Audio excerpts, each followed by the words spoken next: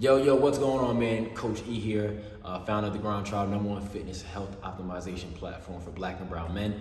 And I created this platform because when I first started my first business, I didn't have any navigation on how to actually navigate life shit, right? My physical, my mental health. And so I want us to be out here being able to perform at the highest physical and mental capacity. And so today what I'm gonna be talking about is some of the things that you cannot get away with the same way you did in your early 20s, right? I'm gonna talk about a lot of the things that you may have done when it comes to your fitness and your body when you were in college or when you were younger that are no longer gonna be things you can get away with now that you're in a different stage of your life. Now, the reason why I wanted to go do this video is because, man, I seen this dude in the gym the other day, and he was probably about a couple years older than me, right, mid-30s, and I just seen him doing just all this, oh my God, it was just like, it was cringeworthy, but I'm not his coach, so I wasn't about to jump over and give him some advice, but I said, you know what, let me take this as an opportunity to let, the tribe and the community know a couple of things that you really want to look out for, all right? And so, let's talk about it, right?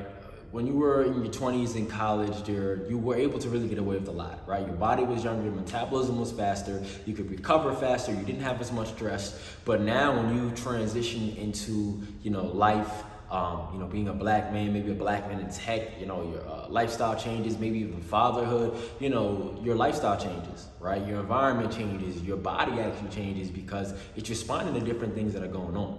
And so a lot of times we go into, what we do with our body sort of with the same mindset. And what ends up happening is you end up getting stuck, making mistakes, not seeing results, and of course, because of that, not being consistent. So I want to go over a couple of different things that you want to make sure 100% you are not doing anymore. And so the first things first is just going to the gym and just jumping into weight training. Big no. I know I used to do this a little bit when I was in college, like used to, warm up, right? Here's the reality. You want to be a lot more mindful with, how you're tending to your body as you get older. I don't like to say the word older, right? As your body gets wiser, you know what I'm saying? Even if you're just in your late 20s, right? Early 30s, it doesn't matter because it's a lot easier to get injured. You have a lot of different lifestyle factors that play into, you needing to properly go into the gym and warm up and get your body ready for movement, right? One of those lifestyle factors is stress, right? Inflammation. All these different things make your body respond a little bit differently to movement. So maybe you shouldn't just go into the gym and hop under the squat rack or the bench press or the machine, right? You may want to warm up, get your blood flow going, right? Get your muscles ready to move. Going into the gym and being intentional about what you're doing and making sure that you're warming up, right, for a movement, even if you're going jogging or doing an activity, is going to be extremely important, right? Your ankle mobility is going to be a little bit different. And I'm not trying to talk this down to you guys like you guys are a bunch of old men, but nah, it's the reality is you want to be more mindful of your body. So just jumping in the gym and just jumping straight to the weights with no warm up, no nothing like that, bad idea. It's easy to get injured and you kind of just don't get as much effectiveness in the actual training session anyway. All right, so that's number one. Number two is not eating right. See, hold on. Guys, we all know back in college, we was hitting the diner hall, eating whatever the fuck we wanted, right? And then we was in the gym that night or that next morning, still getting it in, right? And still able to see results. How is it that you can do that? Well, like I said before, in college, man, when you're younger, your metabolism is a lot faster. You don't have as much stress outside of like getting girls and keeping your grades right. You know what I mean? And so, you want to really make sure that you're aligning your nutrition because I always say nutrition is going to be, you guys have heard it before, and it sounds cliche, but it's true. Nutrition is going to be 80% of this process. Now, this is extremely important because as you get older, the minute you start, I just turned 27 today. It's my birthday. Shout outs to me, right? The minute you turn 25 plus, your metabolism starts to slowly decline, right? Your testosterone starts to slowly decline. For some guys, it declines real fast, but that's for another video, right? And so because of that, you have to offset the natural declining or atrophy of your body being in its prime form with the proper nutrition. You want to eat the proper whole foods, right? Put foods that are going to fuel your body, fuel your workout, fuel your energy, right?